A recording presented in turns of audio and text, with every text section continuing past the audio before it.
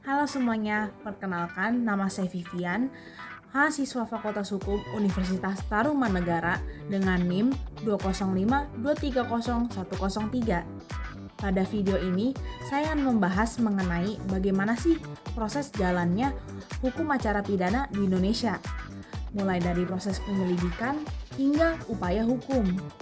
Saya juga akan menyertakan contoh yang saya ambil dari putusan Mahkamah Agung. Simak video berikut ini. Pertama-tama, saya ingin menjelaskan terlebih dahulu apa yang melatar belakangi sistem peradilan pidana yang dipakai di Indonesia. Pada awalnya, terdapat pendekatan yang dinamakan hukum dan ketertiban di Amerika. Namun, pendekatan tersebut mengalami kegagalan dalam menekan tingkat kriminalitas di Amerika. Maka, dari kegagalan tersebut, muncullah sebuah solusi yang dinamakan pendekatan sistem atau Criminal Justice System Model. Model ini memperlakukan peradilan pidana sebagai satu kesatuan sistem yang terdiri dari polisi, jaksa, pengadilan, dan lembaga pemasyarakatan. Menurut Hagen, ada dua istilah penting. Yang pertama, Criminal Justice Process, yaitu tahapan-tahapan dalam penanganan tersangka. Kemudian ada Criminal Justice System, yaitu hubungan antar lembaga dalam proses penanganan tersebut. Tujuan dari kedua proses tersebut untuk apa? Untuk mencegah kejahatan, menegakkan keadilan, dan memastikan bahwa tidak ada pelaku yang mengulangi kejahatannya.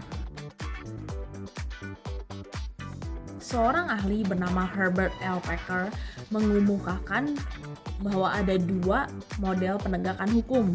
Yang pertama adalah Crime Control Model. Crime Control Model fokusnya terletak pada efisiensi dan kecepatan.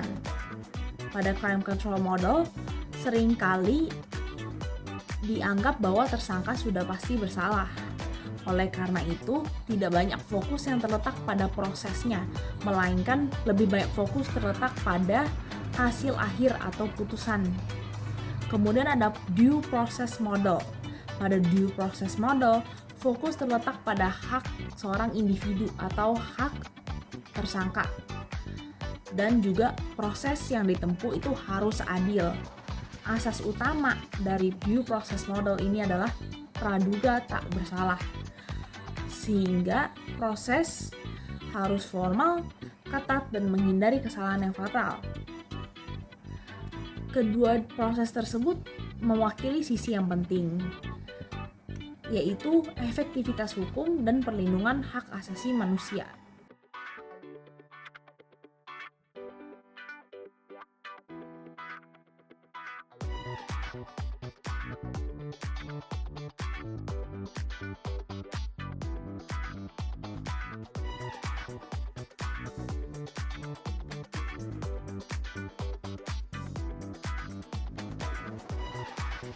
Dalam praktiknya, proses peradilan pidana melalui tahapan-tahapan sebagai berikut ini.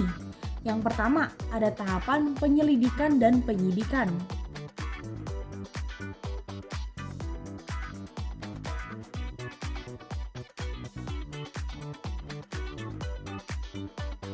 Pada tahap ini, dilaksanakan oleh polisi dan terdiri atas penangkapan, penggeledahan, serta penyitaan. Kemudian ada tahapan penuntutan yang dilakukan oleh jaksa.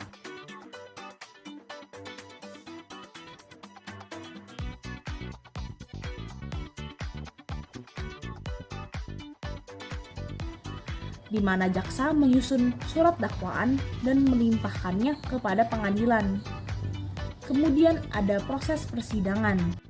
Yang penting dia identitasnya sesuai, kemudian dia memberikan keterangan tidak dalam keadaan terpaksa, nanti kita sumpah, nggak masalah, tempatnya di mana.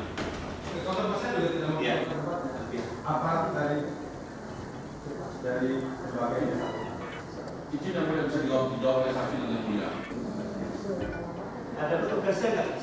Izin yang mulia, masalah kebenaran kita sama benar-benar. Nggak dijawab aja. Terlepas tidaknya, bisa ditanya pada saksi. Apakah ada petugas atau tidak? Itu Saya nggak sebagai saya tanya saudara, ada nggak? Tidak ada. Tidak ada. Tidak ada. Terus Kita pastikan tidak ada. tidak. Ya. Izin bentar. Ya. Oke, terima kasih ya.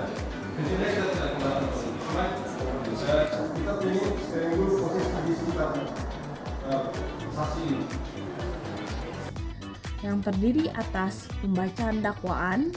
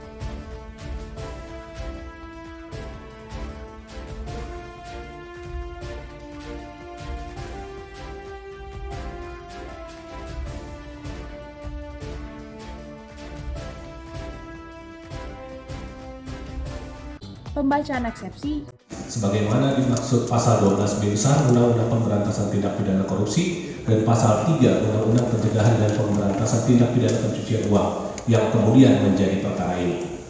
Selanjutnya, kami juga menyampaikan dan menguraikan keberatan mengenai kedudukan penuntut umum pada KPK RI yang tidak berwenang melakukan penuntutan dalam perkara ini karena tidak menerima pendelegasian kewenangan penuntutan dari Jaksa Agung, hal mana diwajibkan berdasarkan Undang-Undang Nomor 11 Tahun 2021 tentang Kejaksaan Agung yang mengandung asas-asas penuntutan yang berlaku universal seperti asas single prosecution system, asas in and on the bar, dan asas dominus litis. Bahwa berdasarkan asas single prosecution system, in and on the bar, dan dominus litis, hanya Jaksa Agung yang berwenang melakukan penuntutan dan sebagai penuntut umum tunggal. Maka pengendalian seluruh penuntutan perkara pidana merupakan kewenangan Jaksa Agung. Oleh karena itu, kiranya hal tersebut dapat dipertimbangkan majelis hakim untuk mengabulkan nota keberatan kami dan menyatakan penuntutan dan surat dakwaan dalam perkara ini tidak dapat diterima. Bahwa karena berdasarkan asal single prosecution system dan dominus litis, pembuktian, tuntutan, pledoi, hingga putusan. Kemudian terakhir ada upaya hukum yang terdiri atas banding, kasasi, maupun peninjauan kembali. Semua tahapan-tahapan tersebut harus dijalankan sesuai hukum acara. Jika ada pelanggaran dalam prosedurnya, maka hasil akhirnya pun dapat batal demi hukum. Dalam proses penuntutan, seorang jaksa akan menyusun sebuah surat dakwaan. Surat dakwaan harus bersifat jelas, cermat, dan lengkap.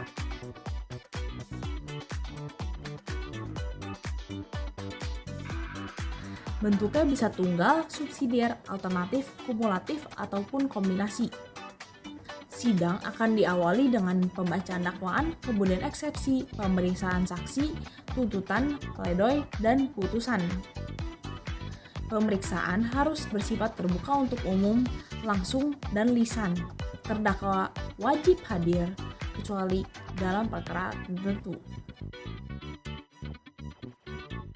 Hukum pidana memiliki 3 tujuan utama, yaitu mencari kebenaran material, memberi keputusan, dan menjalankan putusan. KUHP atau Kitab Undang-Undang Hukum Acara Pidana menetapkan 5 alat bukti sah. Yang pertama ada keterangan saksi, kemudian keterangan ahli, surat, petunjuk, dan terakhir keterangan terdakwa. KUHP telah mengatur dengan rinci mengenai hak-hak seorang tersangka. Hak-hak tersebut terdiri atas hak untuk mengetahui apa yang didakwakan kepada dia,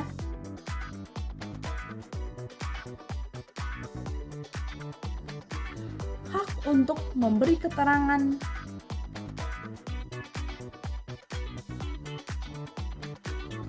hak untuk didampingi oleh penasihat hukum,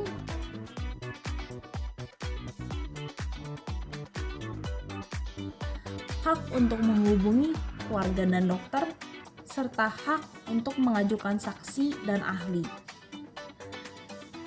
Hak-hak tersebut bukan hanya aturan prosedural, melainkan bagian dari perlindungan hak asasi manusia. Kita telah membahas bagaimana KUHP menjamin seperangkat hak bagi tersangka. Namun, apa yang terjadi apabila hak tersebut diabaikan? Dan apa dampak hukum yang muncul dari hal tersebut?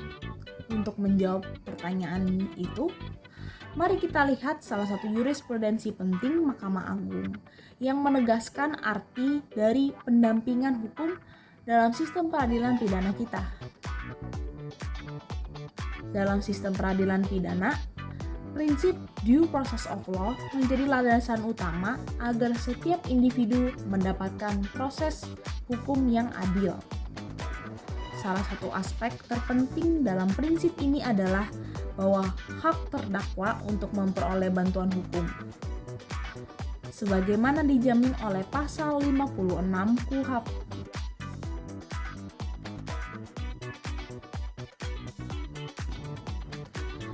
Ketentuan ini mendapatkan penegasan kuat dalam putusan Mahkamah Agung Republik Indonesia nomor 443 K/Pit.Sus/LH/2017.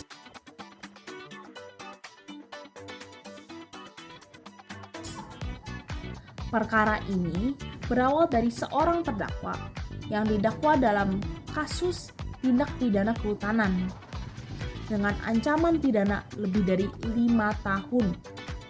Namun, selama proses peradilan, terdakwa tersebut ternyata tidak didampingi oleh penasihat hukum karena sang terdakwa tidak memiliki kemampuan secara ekonomi untuk memperoleh penasihat hukum.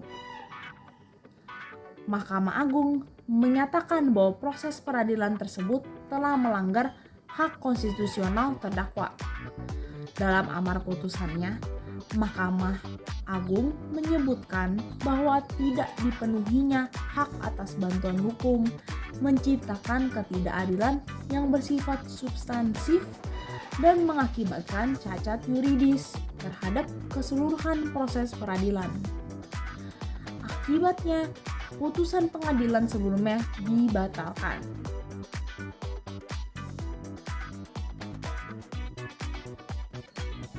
Putusan ini memperkuat pemahaman kita bahwa pendampingan hukum bukanlah sekedar formalitas, melainkan hak yang melekat pada setiap individu yang dihadapkan di pengadilan. Tanpa hak ini, proses hukum kehilangan integritas dan keadilan menjadi semu. Apa yang kita pelajari dari kasus ini sangat berkaitan dengan model due process of law yang dikemukakan oleh Herbert L. Packer. Dalam model ini, proses hukum dijalankan dengan menjunjung tinggi asas praduga tak bersalah, perlindungan individu, dan penolakan terhadap kekuasaan yang sewenang-wenang. Berbeda dengan crime control model yang menekankan efisiensi dan kecepatan, due process model justru menekankan ketelitian, keadilan prosedural, dan kehati-hatian. Putusan Mahkamah Agung ini adalah wujud konkret bagaimana negara mengkoreksi proses hukum yang menyimpang dari nilai-nilai konstitusional. Melalui studi ini, kita mempelajari bahwa keadilan tidak cukup hanya melihat hasil akhir, tetapi juga harus dilihat dari proses yang ditempuh. Sistem peradilan pidana yang ideal bukan hanya mampu menghukum yang bersalah, namun juga mampu melindungi mereka yang tidak bersalah dari kekeliruan proses hukum. Dan inilah misi utama dari sistem hukum yang beradab. Semoga video ini dapat membantu dalam memahami proses hukum acara pidana di Indonesia. Sekian dari video ini, terima kasih.